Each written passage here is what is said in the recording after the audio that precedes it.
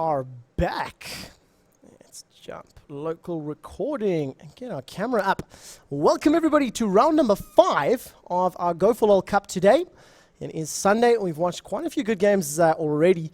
The most recent, of course, was C-Play stomping Logics in a 23-minute victory. They really won their lanes incredibly hard. Walked away with a good victory. But we are returning to Crew 2K. I owe these guys an official apology. I was referring to them as no team play. I got the names backwards when I looked at the match screen. So I really am sorry to Sabi and the rest of the team. My bad. Please forgive me. So to make up for that, we have jumped straight into another one of Crew 2K's games. And they're going to be facing off against Alt-Tab Gaming. Alt-Tab Gaming wearing the blue trunks on the left-hand side. And, of course, Crew 2K in the purple trunks. Bans already. Nautilus, Warwick, Cassiopeia, Lee Sin, and Ari. This is the first time we've seen Cassiopeia banned today. But Lee Sin, Ari, Warwick, and Nautilus, they've all been kicked in the chops a few times. Nobody really wants to deal with Nautilus, Lee, Ari, or Warwick. Or Shen, for that matter. That's another time Shen's been banned. I stand to be corrected. But I think Shen has been banned out every single game we've played so far. I've got a pretty terrible memory when it comes to the fine points, but I think so. So first pick, we'll go to Hyoika from AT. It's an Alt-Tab Gaming. I think it's ATB, ATG. We'll pull up the match screen in just a second. I'm going to have to see once again how these champions get picked out. Morgana available and immediately picked. So that's a very good pick. I love casting Morgana. Morgana is one of my favorite champions to commentate because the dark bindings, they're just so exciting when a good long-range dark binding lands or prediction bindings through the jungle walls. It's really awesome to see. And of course the playstyle of Morgana is pretty interesting as well. Aggressive with the dark bindings and the soul shackles, but still fairly defensive in terms of farming in lane with the Tormented Soil and Black Shield. So, I like Morgana. I'm a bit of a fan. I suck with a champion, though. I'm not very good with the champion. It's too boring to have to wait 2 seconds for your Soul Shackles to tick over and kill somebody. I much prefer Fizz. Chum the waters, throw out your giant land shark. So, first 2 picks for Crew 2K. We're rocking out Udia and Soraka. I carried that rude word at the end. I'm not allowed to say it on stream. Managed to get Soraka in the first game we casted as well as this time. And I think they had Udia as well, if memory serves correctly. Urgot, the next pick from Aoud. And Urgot Janna once again being locked in. We noticed last weekend's Go4LoL, the games that I casted and the games that I streamed were all Janna and Kog'Maw. That was the flavor of the day. Almost everybody that was playing the bot lane almost always ended up being a Janna Kog'Maw and fairly often facing off against a Taric Graves. Those are the combinations last week. And once again, we're seeing Janna and Urgot. That's for today. I think this is the second or third time we've seen the Urgot-Janna combo. And just being able to put all that damage down with Acid Hunter and if timed correctly in conjunction with the Eye of the Storm, it's just so much damage, and it's guaranteed damage because, of course, you can lock on with that Noxian Corrosive Charge. So, counter picks now potentially available for Max Fidelity and Sabi. Opting to go for Corki and Kennen. Kennen is an interesting pick against a Morgana. It's pretty difficult to counter pick Morgana in the mid lane. But I can see Kennen being able to do so, at least surviving well enough, because his Lightning Rush is going to allow him to at least dodge the Dark Bindings and get out of range of the Soul Shackles. The pick in the bottom lane, locking in a Corki, I think the thought process behind that must have something to do with his Valkyrie. The fact that he can take, put himself in safety. He can put himself out of range of the Acid Hunters at lower levels. He can maybe dodge the Corrosive Charge if he sees it coming in. So I think they're trying to rely on maybe that. I'm getting a great message in chat that from Shadowloom once again. Thank you for sharing some great insight. Sivir is usually the champion that's selected to counter Urgot, and it's because of her spell shield. When you've got that corrosive acid on you, it's guaranteed that an acid hunter is coming. You know that rocket, that weird bit of Urgot is flying at you for sure. So with a spell shield coming up, you can at least mitigate some of that and get your mana back. So it's effectively free mana. So we've now got a Kennen lock in. Kennen could go top lane, possibly against Renekton. Now that we know Renekton is in the game, and now, of course, we need to have a look at whether or not Joe for the win is going to pick a champion that's going to go mid versus Morgana and let Kennen try to deal with Renekton. Because Kennen can at least hold off a Renekton, but I don't think a Kennen versus Renekton he's going to be able to win. The stun, AoE, the Cull the Meek and all that is really difficult to deal with. And once the Renekton picks up the likes of a Brutalizer, he just melts your health bar with the different on-hit effects, and especially if somebody knows how to manage that rage bar correctly. It's incredibly, incredibly powerful. So, the last pick coming in, it was a Vladimir selection. Vlad can go top, Vlad go mid. It's going to depend between Sabi and Joe who they want to play, and which champions they want to put up against the specific, champions of either Morgana and Renekton. And of course, we're going to have Dr. Mundo in the jungle. So this is the second or third time we've seen Mundo today.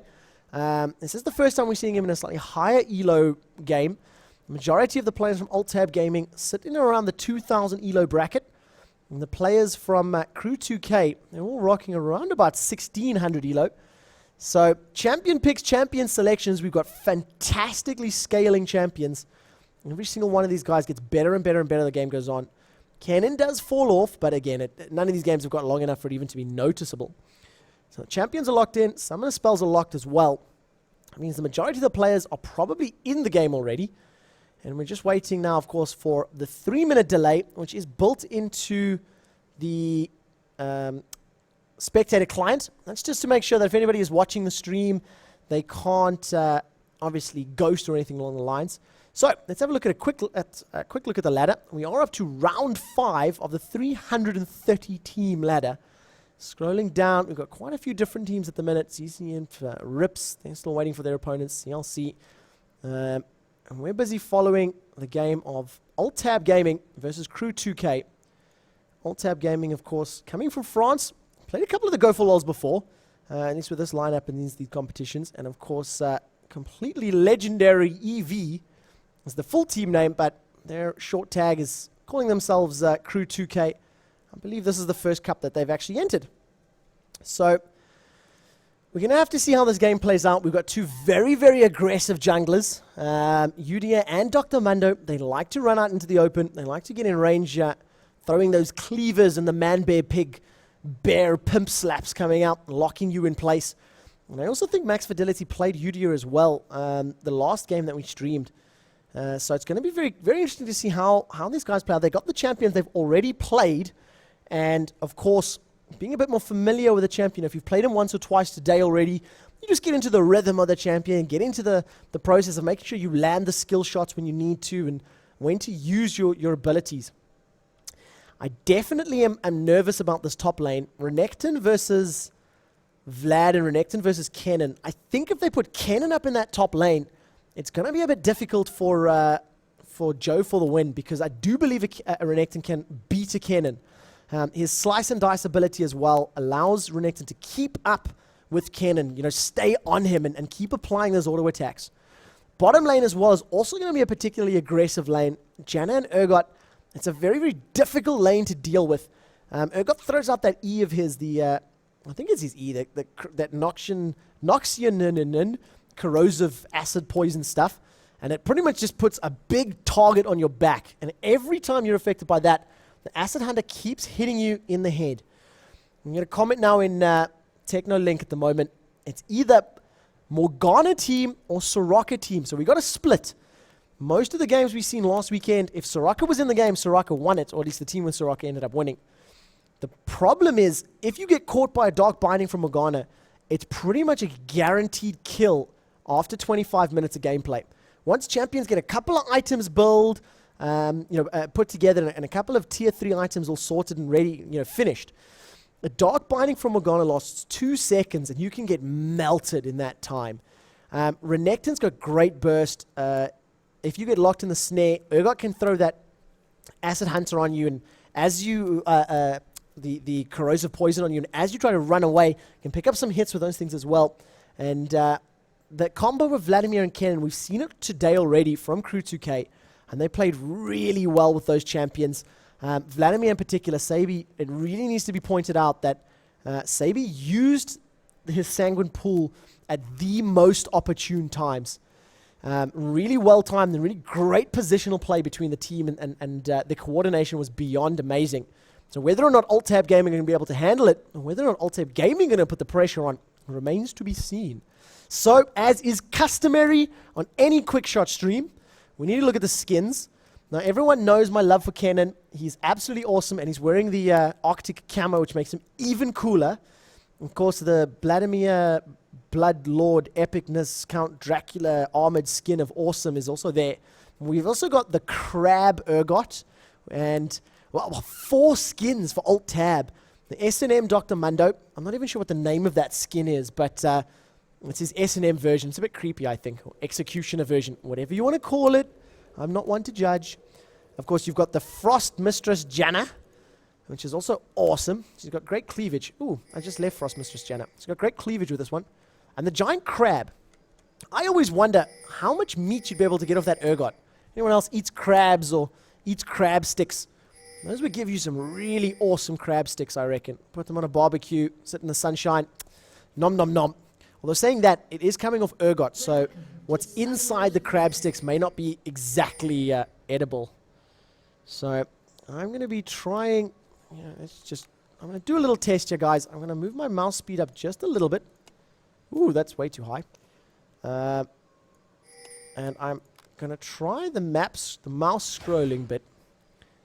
Just going to get used to it. Just try to get some used to the camera control. Instead of using the arrows, try to move this around. But I notice in order to do so, I have to move. All right, let's try this. Let's see. So a very, very aggressive invasion here from Alt-Tab. You'll notice that every time they approach grass, an Acid Hunter is thrown out from Urgot, followed up by a Dark Binding by Morgana.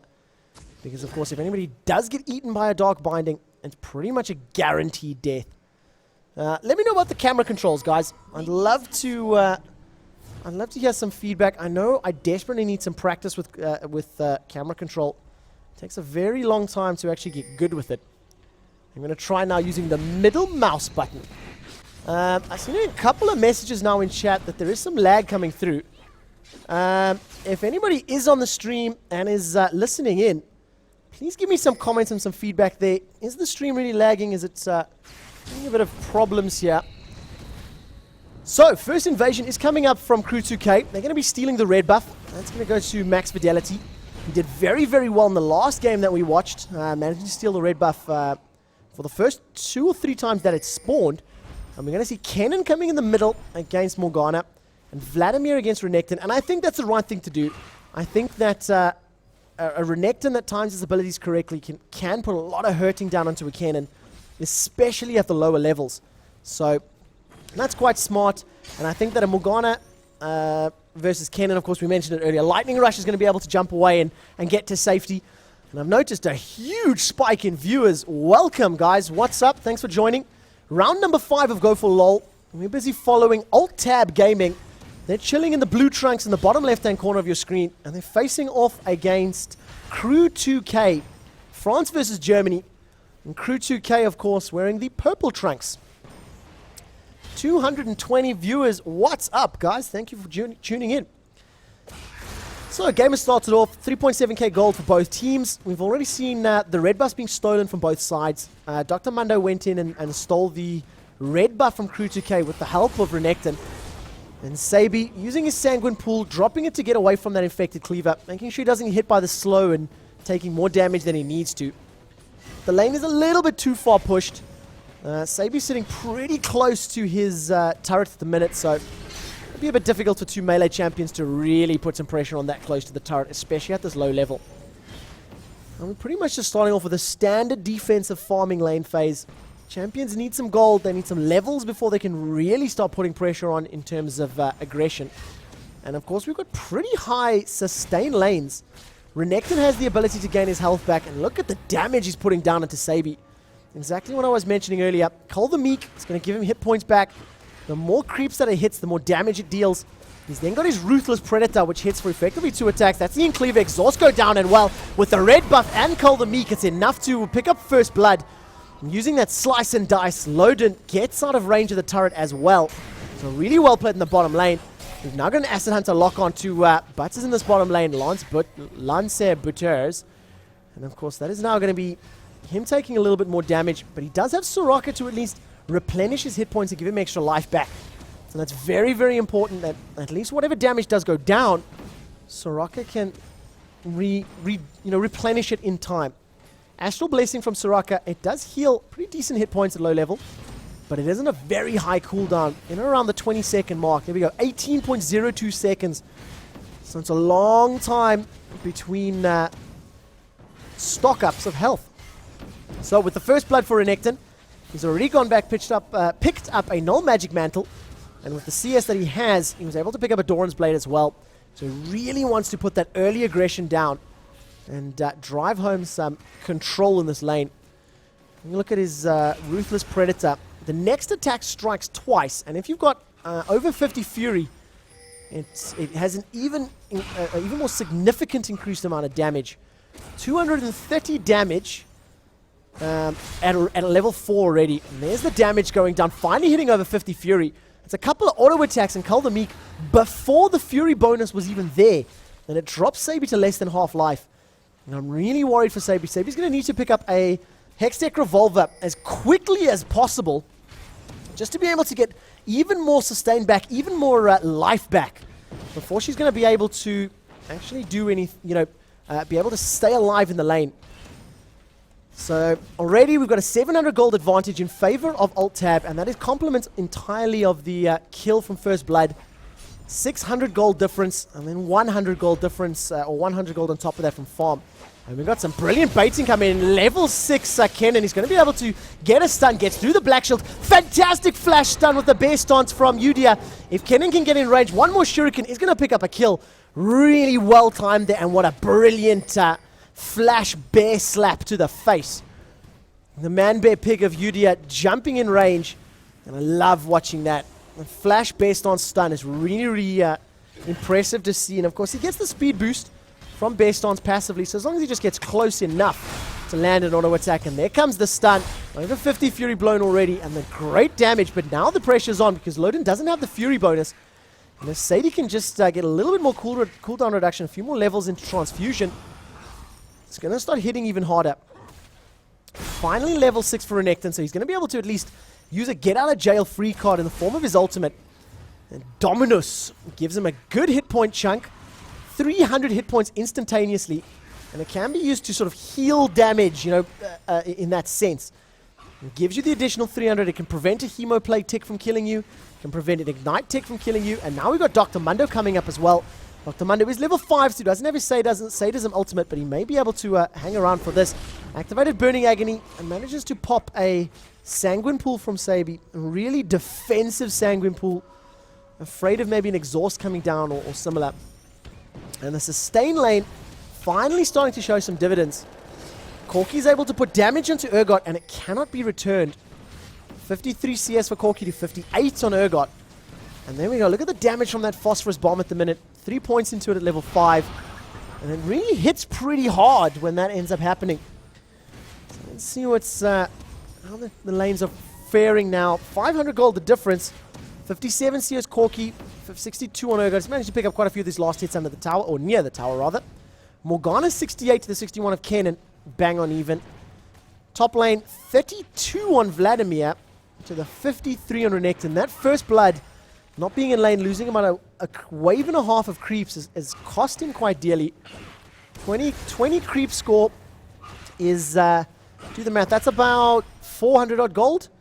And that would have been the difference for him to pick up his Hextech Revolver already. If he'd been 10 closer already, or 10 creeps additionally, it would have given him the gold that he needed. He's only 100 behind his Hex deck.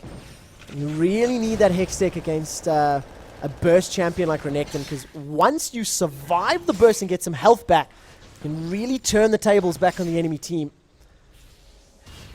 So sitting at the moment, once again, slightly passive start. Some early aggression from both Udia and Urgot, and resulted in a kill on the top lane and then a kill in the middle lane. Joe for the win, just managing to ding 6 on the very second he picked up that slicing maelstrom. He was able to jump onto Morgana, burn through the black shield, and deal enough damage to actually pick up that kill. So fairly slow start once again. The gold advantage is now evened out. That 400 gold bonus that you get for first blood, or the 400 gold that you pick up for first blood, has now been counted out thanks to a little bit of farm superiority here. Udia slightly ahead of Dr. Mundo by the 10 creeps. You'll notice the pings coming down. As soon as Dr. Mundo was shown up in this top lane, there was a bright purple ping in his head, letting everybody know where he was, letting everybody know that he was moving to the top lane, and Vladimir needs to be careful. So there's the slice and dice, applies the stun. Going to be able to use the secondary proc just before the cooldown wears off. And once again, one combination of items from Renekton with his Hex Drinker already is enough to drop Sabi to half-life. With the potion drinking and the transfusions, Sabi's going to be able to heal back a lot of these hit points. But I don't think Sabi can win against a Renekton that already has a Hex Drinker completed. Urgot has his ultimate, that hyperkinetic position reverser, and he's waiting to set up a gank here. You've seen Dr. Mundo moving in, and once again a big ping on his head, letting him know. Max Fidelity already with the Oracle's Elixir at 10 minutes, so he's already clearing out wards. Moving up with that bear stance, maybe wanting to put pressure onto Renekton, but opting against it, deciding he couldn't really get in range in time. Only 1 point into his bear stance right now, so it only gives him a 15% movement speed increase. And it's a fairly short duration as well. 2 seconds before you lose the speed buff. So great ward coverage for the teams has allowed them to at least negate any additional pressure. Vladimir has fallen back, picked up some extra wards, and he's got his Hextech Revolver as well. And very interestingly, Corki, after getting locked on, turns around and throws a Phosphorus Bomb into the face of Urgot. Middle lane, there's huge pressure going down. The second proc with Ignite, almost enough to pick up the kill. Ignite now onto Udia. That means Udia actually goes down. Wish from Soraka was used to save Kennen, but at the same time, it would have helped Corki as well. His health was incredibly low from that fight in the bottom lane. But as suspected, the kill went down middle, so at least I managed to pick up that kill. And really well played by Kennen, and coordination from iCarryDat_SH1T, rude name, throwing out the Wish, saving Kennen in the middle lane, and saving Corki on the bottom lane. So great timing and great positional play. Now we got Dr. Mundo in this top lane. Sabi hasn't had a chance to put a ward down yet. So Sabi has a ward in his inventory, or her inventory. I'm not sure if it's a guy or a girl. Vladimir has a ward that can be put down, and look at that damage onto Corki. Getting a good 300 odd hit points back from Soraka from her Astral Blessing. And now trying to bait out a little bit. Staying around with low life. Trying to see if they can get Urgot and Janet to commit to a fight. But Urgot is falling back. He's going to be spending some of that gold. 89 CS, 11 creeps, or 15 creeps rather, behind Corki. And Corki's probably looking like the Trinity Force build first. He's got a Phage built already. And it seems the aggressive playstyle of Corki is actually keeping them in this lane. Every time Corki's been hit with that corrosive charge, he immediately turns around, throws a Phosphorus Bomb into Urgot's face, and now we've got Huika and Mundo coming in. Corki's been hit with an exhaust as well as the knockup from Janet, taking a lot of damage. Managing to get away though, had to pop both Valkyrie and Flash, but you don't mind doing that if it prevents death, prevents giving away a kill. Now we have Morgana, 0-2, moving to this top lane. She's going to be waiting for Renekton to apply a stun. The very second that Renekton hits that stun. What's the name of the ability again? It is Ruthless Predator, sorry. Once Ruthless Predator goes down, Morgana's going to follow it up with the Soul Shackles, and Loda's going to tank this turret all day long. Let's see what happens. Sanguine Pool blown already, and if... Oh, brilliant. Soul Shackles blown, but the very second it was cast, Sabi saves the Flash and uses the Flash to get out of range of Soul Shackles. And luckily, with the creep wave being right there as well, Morgana couldn't even throw out the Dark Binding. No Dark Binding means you just get a freebie to get away. Huica on Dr. Mundo, he's now picked up a Oracle's Elixir as well. Going to be counting, clearing out the wards. And the first dragon going down, Max Fidelity has picked up the dragon. They do lose a turret for this though. But I don't think you mind when you consider most of the lanes are pretty even on farm. Vladimir, ooh, I take that back. Vladimir is significantly behind. He's only on 66 creep score at the moment to the 113 of Renekton. And a free-farmed Renekton is terrifying to deal with. Great play from Joe for the win. We watched him pick up first blood against Kassadin, the game we watched previously. And as soon as Joe decided to play aggressively and focus on killing that Kassadin, he managed to get really far ahead, placing a very aggressive ward down here in this Wraith camp. Morgana, with her built-in Soul Siphon passive, regenerates a large amount of hit points from the creep waves, and of course was drinking the potion there as well. So most of the damage that Kennen had put down has already been healed up. Vladimir opting to go for a Giant's Belt instead of finishing his Will of the Ancients first. Sorry, I'm lying. Kennen going for Giant's Belt instead of finishing Will of the Ancients first. Wants that hit points to maybe survive a little bit more burst. And of course, if he can survive the burst while his Slicing Maelstrom is on, he should be able to, at the very least, heal back a lot of the damage. So Baston's coming in now from Max Fidelity. Going to clear out this ward.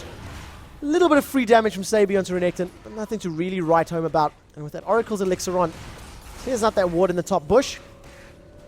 Bottom lane Urgot, going back to the traditional Urgot builds that we're seeing these days. C-Play opted to play Urgot very aggressively. They took a Manamune and more of Malmortius to begin with. This time around, Urgot is opened with a Glacial Shroud and a Brutalizer. Glacial Shroud is going to help mitigate a lot of that damage that Corki's putting out. But the way that Corki's building his champion at the moment, he's gone Phage and now Sheen. And very soon, going to be able to at least finish off that Zeal and the Trinity Force.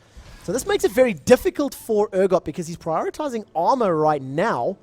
And of course, the damage that gets put out from Corki can be... a large portion of it is magic, and of course the true damage from his passive. So Joe for the win, just using Electrical Surge to get out of the way of that Dark Binding. We've got a 3-man invade now coming from Alt Tab Gaming. They land a few of these infected cleavers. They're just roaming as a group. And while all that's going on, Urgot is putting some pressure down onto Soraka, and look at the range on that ability. It is absolutely massive. The hyperkinetic position reversal was used by Urgot. You can see it's on cooldown. So all that damage that was put onto Corki was for a fight that actually resulted in nothing going on. They didn't manage to convert the kill, and they didn't manage to take the turret down. So Joe for the win. Now hanging around still. Mid turret is going to go down. 2 versus 3 at the moment. Soul Shackles gets up. The second proc is going to land as well. So that's under the tower. Max Fidelity's taking a lot of damage. Dark Binding to the face and a Tormented Soil. Lands directly underneath him, chunks him down to less than half hit points. And while that's happening, it's allowed Vladimir to get some farm back in this top lane, closing the gap from a 60 CS difference to only 30. Call that 30, 35, alright? So I'm going to give him the benefit of the doubt. Sanguine Pool Throne manages to dodge the Dark Binding. Morgana just throwing that Dark Binding a little too quickly, and huge damage going down this bottom lane. Massive going down. Astral Blessing onto Corki. He's going to give him a little bit of hit points back. Eating the Acid Hunter still. Exhaust goes out as well. Summoner Heal finally blown by the champions. Monsoon used to blow everybody away. Corki just jumps in with Valkyrie very aggressively. That Gatling gun is firing. He's going to land. Not getting range for one more auto attack. And the last auto attack from Janna. She throws that little air gust. Hits Corki in the face. And the Lady of the Wind blows the dude in the jet plane out of the air. So great coordination, and unreal how many summoner spells we use there. Urgot, Flash, and Summoner Heal. Janna, Exhaust, and Monsoon. Corki having to use Summoner Heal as well. Exhaust was thrown out from from Soraka at the same time. So that's a counter kill, bringing this kills now back even. 2-2 is the scoreline, with 2 turrets down. That's the extra 750 gold that Alt Tab have earned from getting the extra map control. And take a look at the farm at the moment. Urgot sitting 139 to 152 of Corki. Morgana 162, Kennen 165. And the real story at the minute is Renekton 145 to the 105 of Vladimir. already a Maw of Malmortius completed. And the Maw of Malmortius gives a 400 point damage magic shield that is only activates when magic damage is about to kill you. So that's really going to help against this double AP side. Vlad and Kennen are going to have to deal a lot of damage to get through. The hit points of Renekton, currently at 1,700. Combine that with a level 2 Dominus, and jumps up to 2,200 hit points. And add another 400 damage for the Maw of Malmortius shield. It's going to be very, very difficult to kill that guy. And greetings, 177 viewers. Great of you to join us. This is round number 5 of Go4LoL. And if you don't know, we are watching Alt-Tab Gaming facing off against Crew 2K. And we've got Burning Agony plus Sadism coming out. Dark Binding just at max range isn't enough to catch Corki.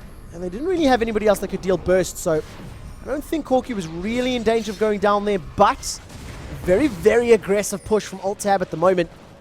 ATG really wanting to make something happen. Really wanting to force a fight. Yudia maybe being caught out at the moment. Bear starts running away. And once again, max range Dark Binding just being dodged. EL0EL, L0L. I think that's what we'll call you. L0L. Just being a bit unlucky with those Dark Bindings. Not managing to pick up any kills at this point with them. And now they're going for Dragon. So Dragon has been started. Hemoplague picks up on 4. Slicing Maelstrom blown down. Janna managing to separate the entire team. So the first kills is Mundo, Janna, and Morgana going down. No one's gone down yet in reply from Alt-Tab. They pick up a 4th kill. That's a near team ace and the Dragon. And that was what I was talking about earlier. The combination of Vladimir Kennen. The focus was on Vlad. Look at the damage that they put on Vlad. He popped out his Hemoplague. Hemoplague was up, along with the Will of the Ancients. Meant that as soon as Vlad was about to go down, he immediately Sanguine pulled away. Got all the hit points back from Sanguine Pool. They needed to take a hit off all again. Fantastic point out in chat there. First of all, Vladimir hit 4 with his Hemoplague as well. So combine that with the Slicing Maelstrom damage from Kennen and the bonus damage you deal. Converts to a fantastic team fight victory. What was also needs to be mentioned from Technolink was Janna's ultimate. She dropped Monsoon to save her team. And yes, it maybe put some hit points back and it split up the team of Crew 2K, you know, pushing Kennen out at least, not having his ultimate running over all 5 of them. But what it did mean is that Soul Shackles didn't manage to get the secondary proc. Soul Shackles was not able to stun anybody and deal that second round of damage.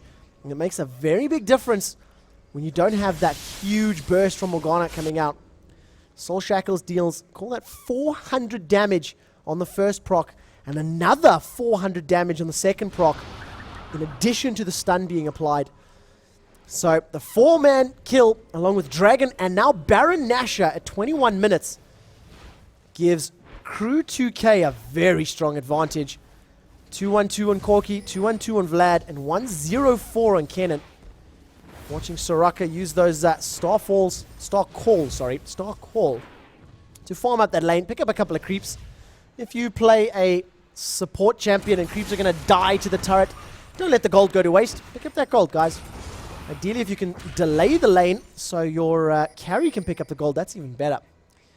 Having a look at the build so far. Once again, tanky DPS showing through for Urgot. Almost close enough to finish his Frozen Heart.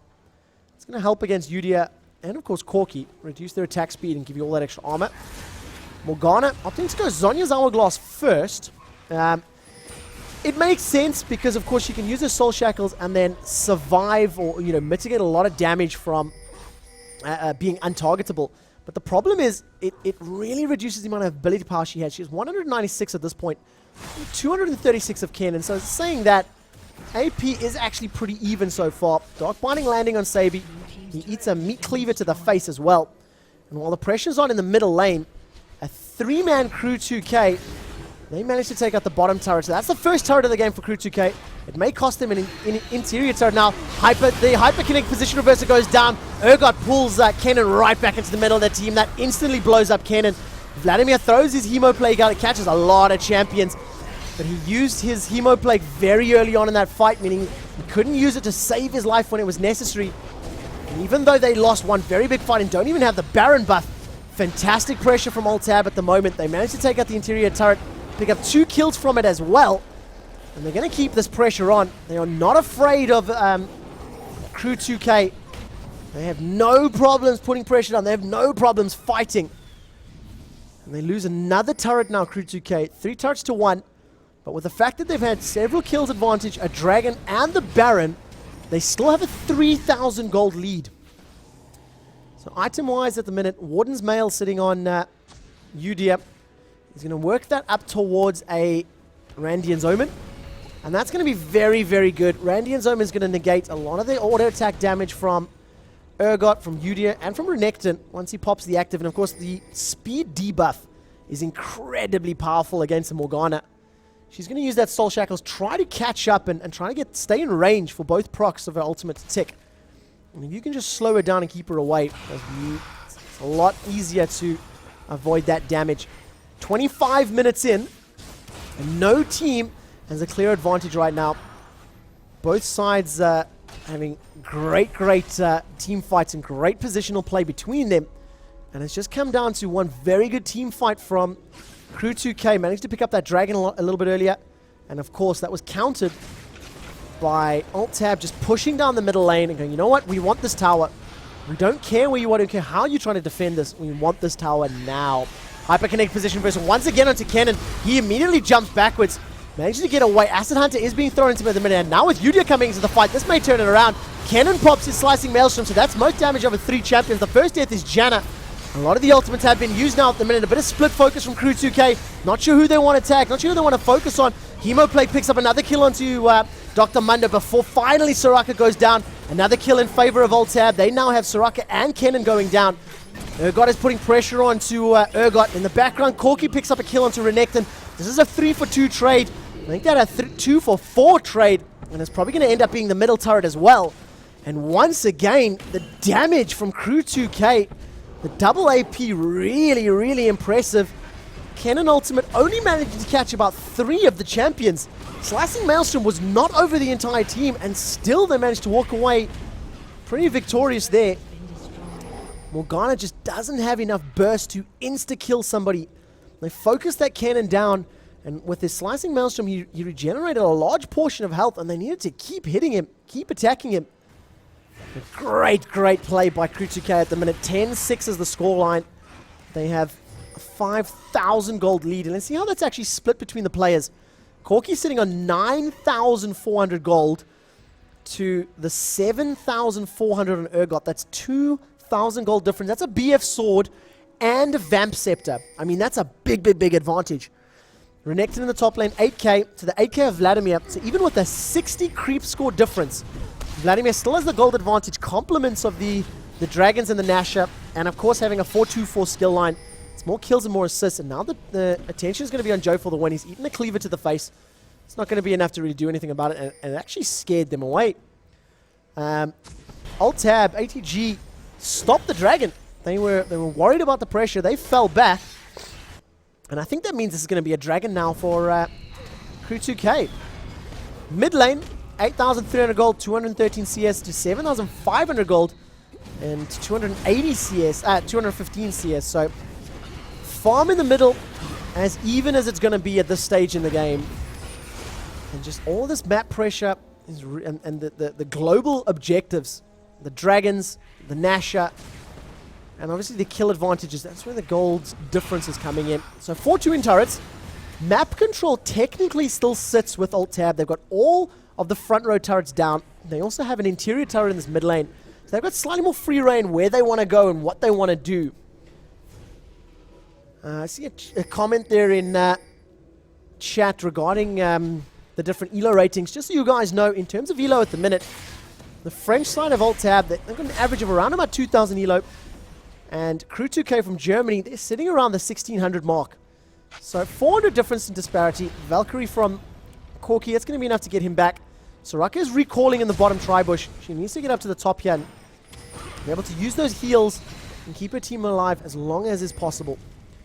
Corki, very interestingly, opting to go for a Last Whisperer and picking up the potions. I can see the crit elixir, attack speed and critical strike on, but no others.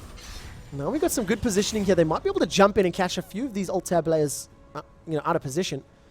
Alt-tab, obviously, where something's going down, they can't see any champions. They've got no wards in the jungle of Crew 2K.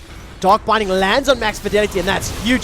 Brilliant. Soul Shackles catches all 5 members of Crew 2K, but a Hemoplague lands on 3 of them as well. Slicing Maelstrom goes through, and look at the focus from alt-tab. They're grouped as 5. They refuse to go down alone. Kennen picks up the first kill onto Janna before losing 2 in reply. Corki and Kennen are now down as well. That was brilliant play and focus from alt-tab. They stuck together as 5, and they literally held one another's hands. Refused to be caught, refused to die. Sabi's now trying to get away from Renekton. Sanguine Pool to dodge the Dark Binding.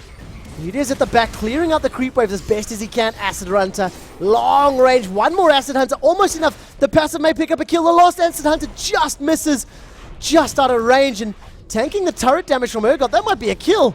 Oh, unfortunately, there was no damage placed onto Urgot, so turret picks up the kill. And what a brilliant Morgana ultimate there. She flashed herself in between 5 champions. It was right at the choke point, just on that small entryway. You can see just how small this is. It doesn't allow the teams to move. It doesn't allow anybody to split up or run away. You're pretty much in range of Soul Shackles the entire time. And that's now going to put Crew 2K on the back foot, because not only do they not have map control, they've got a naked inhibitor now. They've got an inhibitor that's waiting to be destroyed. So very, very careful. They're going to have to be cautious with how they proceed. Crew 2K opting to go for a Baron fight, or opting to take Baron now. Baron's going down pretty quickly. He's down to half health. Dark Binding misses from Morgana, and she doesn't... Oh, she does have Soul Shackles available as well, so she's moved in.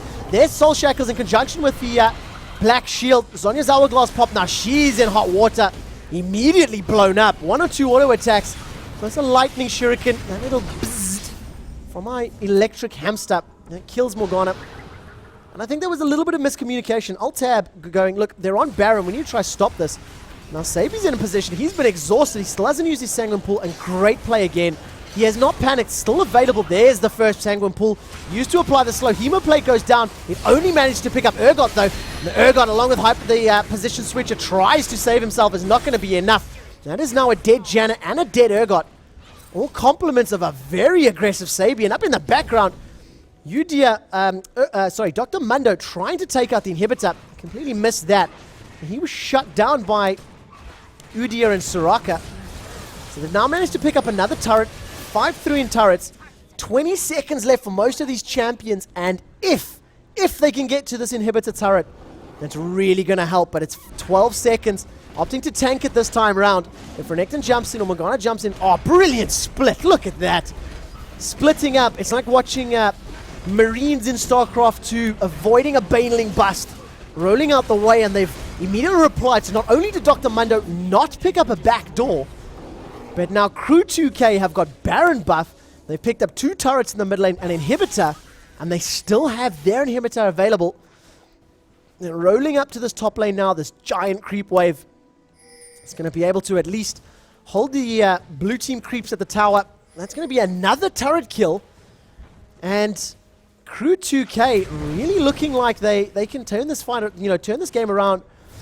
When they get caught out of position, and when Morgana gets a great ultimate, it does cost them a team fight, but it doesn't deter them. Crew 2K, it didn't affect them. They immediately turned around. They knew that alt-tab were going to be recalled. They knew they were going to be in base. What a brilliant passage of play. How much time do we have left on this Baron Nashor? Still half of the duration of Exalted with Baron Nashor. Items being completed across the board here. And once again, very interestingly from Kennen and Vlad. They did this the last time we casted them. The last time we looked at their games, they went for sort of stats and they just wanted the statistics of the items. Look at this on Vladimir. He's got his Will of the Ancients.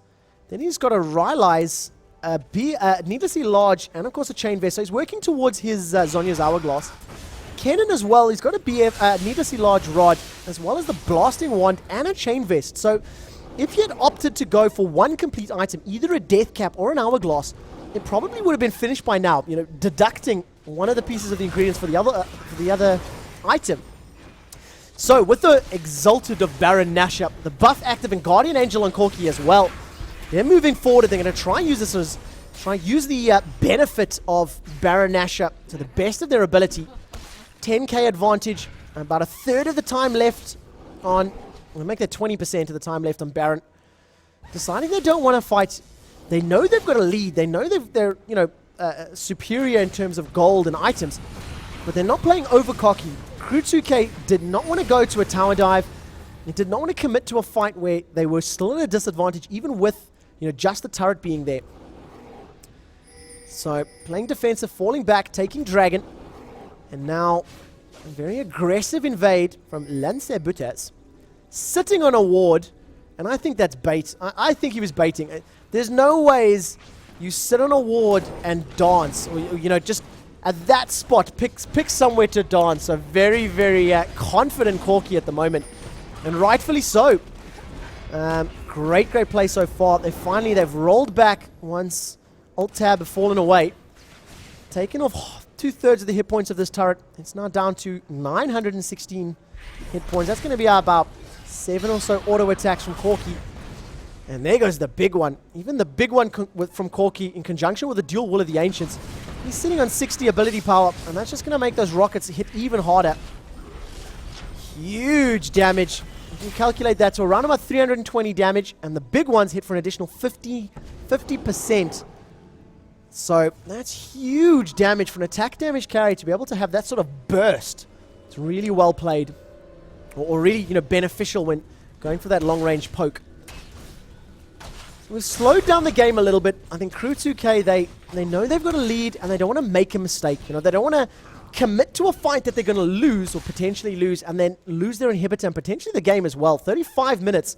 The next big team fight victory is going to result in probably a dead Nexus, because you've got two mid lanes that are completely open. And once again, great comments coming out from chat. Corki opting to, he's got a Guardian's Angel, and he's picked up now a Negatron Cloak. Someone said he should look for a Quicksilver Sash, and I think that's what he's going to be working towards. We can also see that the Zhonya's Hourglass is now completed for Vladimir. Kennen sitting on 850 gold, so he may complete his Zhonya's as well, or just save to 1140 and go for the death cap, just increase his burst damage. We're going to have to see what he decides to play. But look at the builds from Alt-Tab. Warmogs and Spirit Visage on Dr. Mundo. Spirit Visage, Force of Nature for Renekton. So from his incredibly aggressive start and getting more of Marmortius really early on, opted to go super defensive now. Force of Nature giving all that health regen, and of course the passive movement speed is always awesome. And I think Crew 2K, they don't want to give anything up. They really don't want to lose. They don't want to lose the advantage that they've built up. So there we go. Rabadon's death cap completed for Kennen. As mentioned a bit earlier, I wasn't sure which item he was going to pick up, and I think he wants to do that to combine it with the in conjunction with the Vladimir Hemo Plague. It will really start dealing big damage. And very interestingly, the 0112 Soraka has gone for an Abyssal Scepter. So that is really awesome. Abyssal Scepter sitting on Soraka in conjunction with Starcall. It's going to be reducing magic resist from the entire enemy team. So even though they're stacking some MR and building some magic resist, Valkyrie comes in from Corki. He's going to be using the Trinity Force slow. Just a couple of auto attacks onto Renekton, and he falls back. Max Fidelity once again being caught out by a Dark Binding. Alt-Tab not willing to commit to it though. I don't know if Udias have even died yet. 209. So that 9-minute Oracles still on Udia. 9-minute Oracles still sitting with him. So they've now started Baron, and look at that. Baron is just being melted down to half health. Committing a fight coming in. Udia moving in, stunning Udia. Brilliant Morgana ultimate, and only picks up the one proc. Everyone gets away at the secondary proc. The focus then turns to Kennen. Wish has finally been used by Soraka. Hemo Plate's gonna blow up some huge damage. 2 deaths already for Alt-Tab. Morgana and Janna going down, and now the attention is split between Crew 2K. Flash from Udia, jumps up, stuns Urgot, summon a heal blow, and it's just going to delay the inevitable. And that's a dead Urgot, and that's now a dead Udia as well. 4-man, and now of course Renekton coming in. Silence from Soraka prevents any burst damage, and what a brilliant game from Crew 2K. Back and forth the entire time. Both teams were really even. up until the sort of late game stage where Crew 2K, they lost one team fight. One team fight. Oh, wrong button there. So congratulations to Crew 2K. I completely ruined your name the first time I called it, and I apologize to everybody. But there's the final game scores. Everybody can have a look at them. And I'm going to get in touch with some players for the next round. I owe UV Gaming a match, so if they're still in the lobby, I'm going to jump straight into that. So while I arrange the next game,